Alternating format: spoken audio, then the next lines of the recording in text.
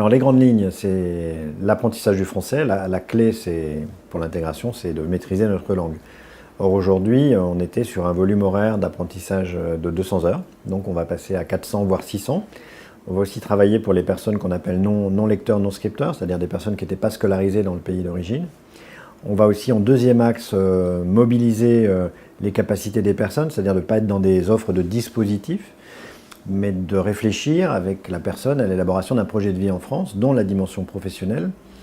Et donc à partir de là, on va prendre du temps pour construire ce projet, mobiliser les entreprises, mobiliser les réseaux d'acteurs. Et ensuite, le troisième grand axe, c'est on va retravailler la question de la mobilisation de la société civile pour intégrer les personnes. Donc ça veut dire, par exemple, que jusqu'à présent, on faisait un film qui présentait l'histoire de France, on vous parlait de Clovis, on vous parlait de l'édit de Villers-Cotterêts, des choses qui, pour quelqu'un qui arrive dans notre pays, n'ont aucun sens. Voilà.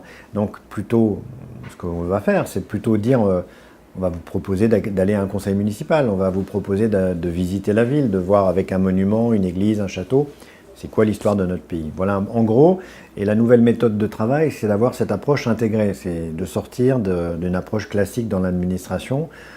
On fait les choses en tuyau d'orgue, et là, l'idée, c'est plutôt de partir de la personne, de construire ce projet d'intégration.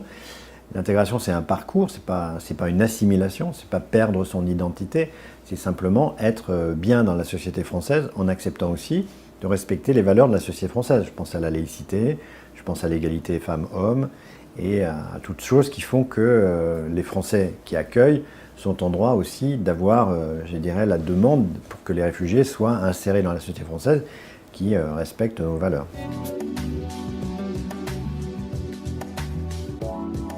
Alors ça sera les associations qui depuis des décennies, il y en a 2800 dans le champ sanitaire et social, donc c'est le vecteur d'action, puisque l'État ne fait pas lui-même, donc ce sont ces associations qui sont en contact avec les personnes. Mais la démarche aussi, elle est aussi de transformer en termes d'échelle. Je parle souvent on fait de la dentelle avec des personnes vulnérables comme les réfugiés, et là je parle de dentelle industrielle. Et pour faire de la dentelle industrielle dans un process plus systémique, mot qu'on utilise plus aujourd'hui, il faut aussi que les citoyens soient mobilisés. Et je vais donc monter des applications sur smartphone de proximité dans les territoires. Donc c'est pas quelque chose qui va partir de Paris, c'est de recenser, j'ai 1 heure à consacrer, une demi-journée, je suis retraité, je suis en activité, mais là je peux consacrer 1 heure. Je peux accompagner quelqu'un à une activité sportive, à une activité culturelle, je peux participer à un bain linguistique.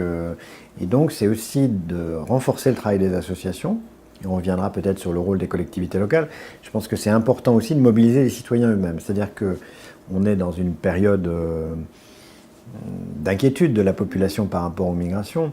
Et je pense que le meilleur moyen de démontrer, encore une fois, qu'on est plus sur une richesse que sur une peur ou des risques, c'est de mobiliser. Et je vois encore une fois qu'à chaque fois qu'on ouvre un lieu d'accueil, on a au départ des résistances, mais dès que les personnes sont là, il se crée des relations humaines.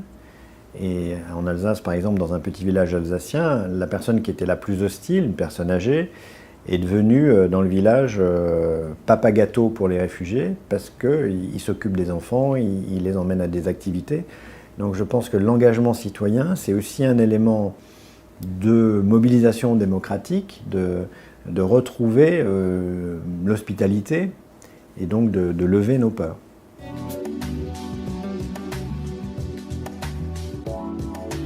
Alors la loi a été, le projet de loi, puisque ce n'est pas encore totalement adopté, et on va passer donc à la commission mixte paritaire. On a rajouté dans le titre de la loi, j'ai proposé à la rapporteure du texte d'ajouter intégration réussie, c'est-à-dire que ça s'appelle immigration maîtrisée, asile effectif, et on a rajouté intégration réussie. Donc l'objectif du gouvernement au travers de ce texte était de renforcer les mesures qui permettent le contrôle des flux et qui renforcent aussi la maîtrise de la demande d'asile en l'accélérant. Aujourd'hui, avant l'arrivée de ce gouvernement, on était sur des délais d'instruction de dossier de 21 mois, et là on est revenu à des délais de 9-10 mois. Donc la loi permet de renforcer, d'améliorer le processus de demande d'asile, et en même temps sur l'intégration, qui n'est pas quelque chose qui relève de la loi, mais plutôt du pouvoir réglementaire ou d'un plan avec des moyens budgétaires. C'est ce qui a été décidé par le gouvernement. Mais néanmoins, au-delà du titre, il y a un certain nombre d'articles du texte de loi qui précisent, encore une fois, la mobilisation des acteurs pour l'intégration réussie des personnes à qui la France accorde le statut.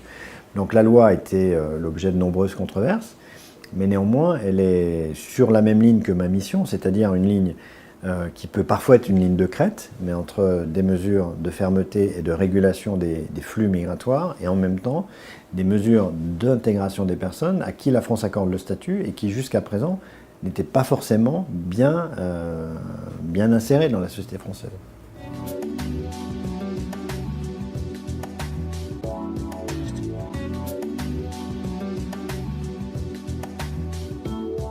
On va le faire avec des stratégies développées dans les territoires.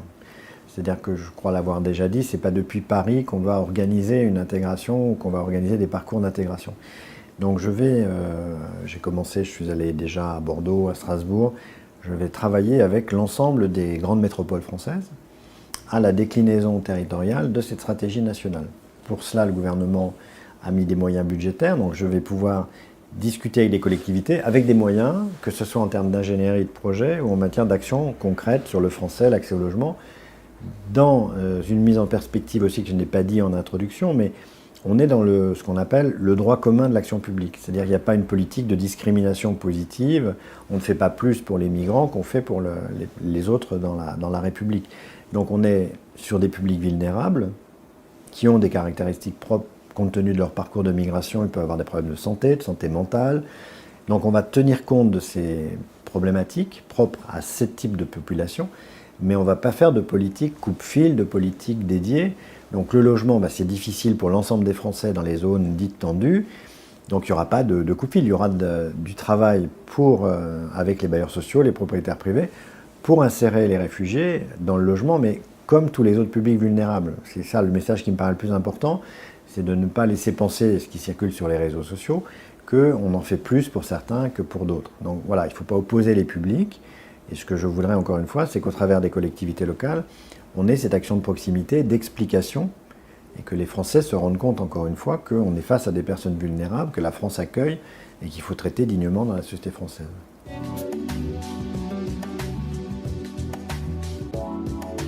Alors les CCAS, ce sont des acteurs centraux de la proximité, de l'action sociale.